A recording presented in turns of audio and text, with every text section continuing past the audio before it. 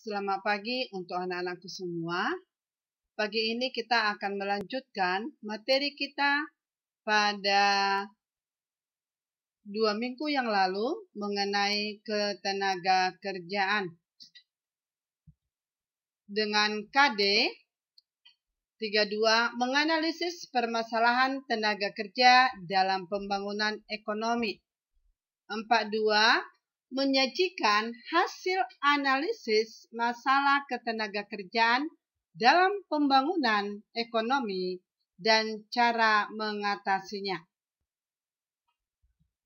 Tujuan pembelajaran kita pada hari ini, setelah pelajaran ini selesai, Ibu harapkan siswa dapat 1. Menjelaskan jenis-jenis tenaga kerja. 2. Mendeskripsikan masalah ketenaga kerjaan. 3. Mendeskripsikan upaya peningkatan kualitas tenaga kerja. 4. Menjelaskan sistem upah.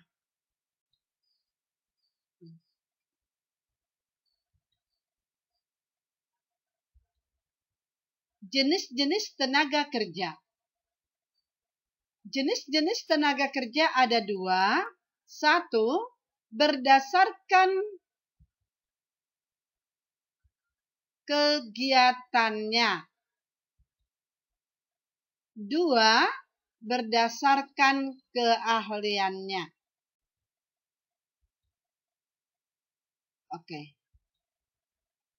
Jenis-jenis tenaga kerja berdasarkan keahliannya ini terbagi 2. 1. Tenaga kerja rohaniah atau dikatakan non-fisik.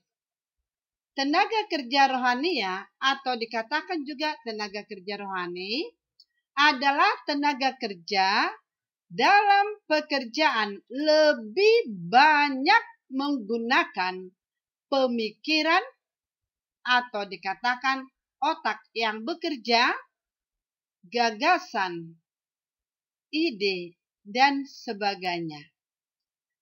Contohnya guru, konsultan, insinyur, kemudian dosen, dokter, dan perawat, dan sebagainya. Sedangkan jenis yang kedua, tenaga kerja jasmani atau dikatakan fisik adalah tenaga kerja yang melakukan pekerjaan menggunakan tenaga fisik atau kekuatan otot. Contohnya, pekerja bangunan, supir angkutan umum, penyapu jalan, termasuk di mal yaitu cleaning service. Bisa dipahami untuk anak-anakku yang baik dan yang pintar? Oke, kalau sudah bisa dipahami jenis tenaga kerja berdasarkan kegiatannya, maka kita lanjut. Jenis ketenaga kerjaan berdasarkan dikatakan pendidikannya. 1. Tenaga kerja terdidik. Tenaga kerja terdidik merupakan tenaga kerja yang mendapatkan keahlian atau kemahiran melalui pendidikan formal atau non-formal. Jadi tenaga kerja ini harus dia mendapatkan pendidikan, misalnya sekolah di perguruan tinggi negeri, baik pun misalnya di swasta. Maka contohnya guru, termasuk guru-guru SMA RK Serdang Murni Lubuk Pakam, Buturnep dan yang lainnya. Konsultan, sarjana ekonomi, dokter, ya. Jadi inilah yang dikatakan tenaga kerja terdidik. Yang kedua, tenaga kerja terlatih. Tenaga kerja terlatih merupakan tenaga kerja yang memiliki keahlian dalam bidang tertentu yang didapatkan melalui pengalaman kerja. Ya. Jadi melalui pengalaman kerja. Contohnya supir, tukang masak, salon, tukang jahit, montir. Oke. Lalu yang ketiga, tenaga kerja tidak terdidik dan tidak terlatih. Tenaga kerja tidak terdidik dan tidak terlatih merupakan tenaga kerja yang hanya bekerja mengandalkan tenaga saja. Ya. Contohnya kuli,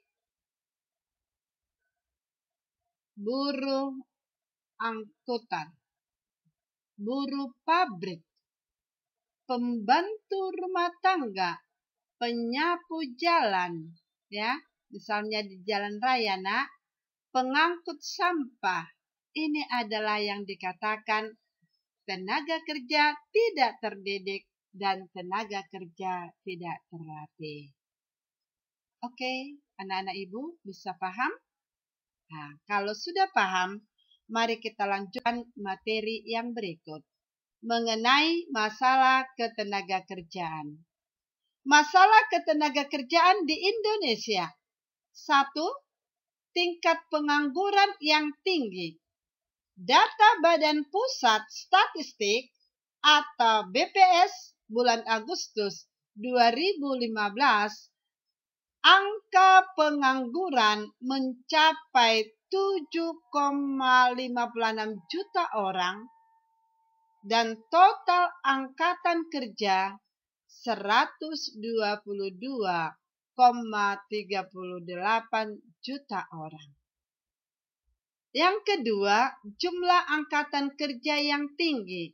Di Indonesia, jumlah angkatan kerja tinggi tidak sebanding dengan kesempatan tenaga kerja atau tidak sebanding dengan lowongan pekerjaan di Indonesia. Itulah sebabnya banyak pengangguran di negara kita ini. Yang ketiga, tingkat pendidikan dan keterampilan rendah. Oke. Pemerintah kita berupaya meningkatkan tingkat pendidikan kita dari mayoritas pendidikan tamatan SD dirubah, dikatakan pendidikan itu adalah 9 tahun, maka tamatan SMP. Kemudian sekarang ini dirubah lagi, minimal penduduk Indonesia adalah usia sekolah 12 tahun, yaitu tamatan SMA. Jadi karena rendahnya tadi pendidikan di negara kita, maka pemerintah kita berupaya membuat program wajib belajar 12 tahun. Yang keempat, penyebaran angkatan kerja tidak merata. Ya, tidak merata, Nak. Sehingga untuk mendapatkan pekerjaan itu misalnya di kota besar lebih banyak angkatan kerja daripada lowongan pekerjaan. Sehingga banyaklah pengangguran di kota besar. Lalu yang kelima, perlindungan kesejahteraan tenaga kerja belum maksimal. Ya, belum maksimal.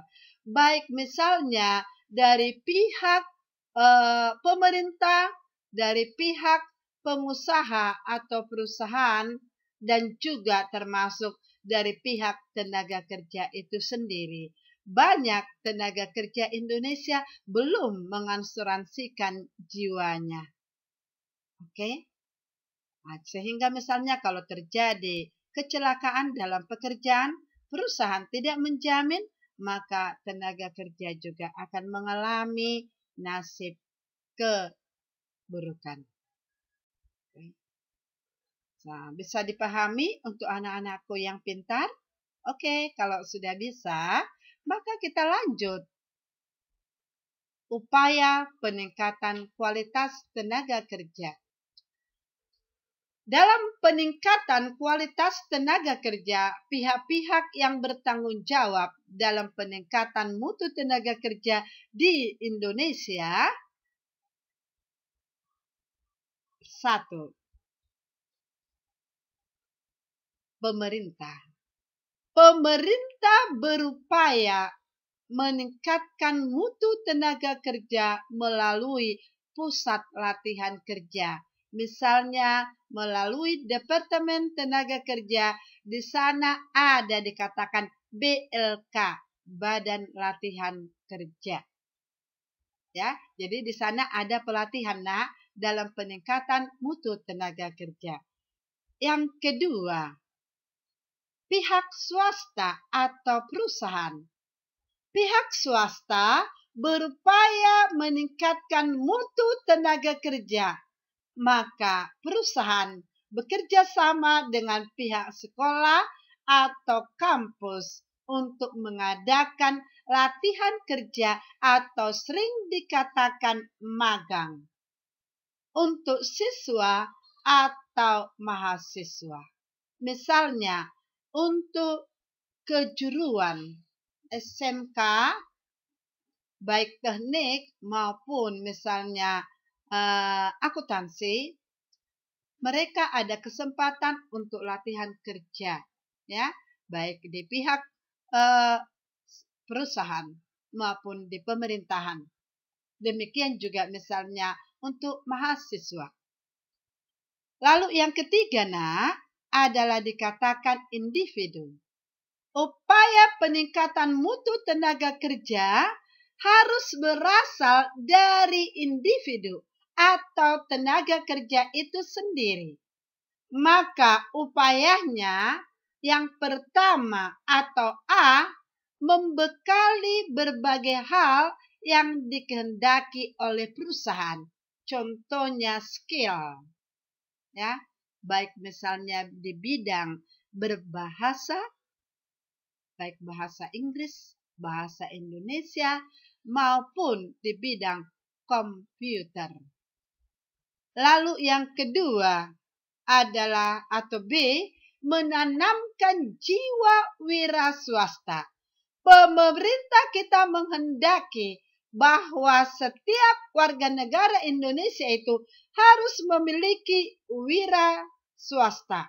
Artinya mampu menciptakan pekerjaan untuk diri sendiri, tidak mengharapkan adalah pihak pemerintah atau PNS. Paham anak-anakku sayang? Oke, kalau paham, kita lanjutkan materi yang terakhir, sistem upah di Indonesia. Sistem upah di Indonesia ada 1, upah harian. Upah harian adalah upah yang diberikan setiap hari. 2, upah mingguan, upah yang diberikan setiap minggu. Ini sering terjadi pada dikatakan kuli bangunan. Setiap Sabtu mereka mendapatkan upah. Lalu 3, upah bulanan. Ini berlaku di perusahaan. Kalau di perusahaan dikatakan upah pembayarannya akhir bulan. Kalau di pemerintahan dikatakan gaji pembayarannya pada awal bulan. Oke, sistem pembayaran upah tergantung pada 1.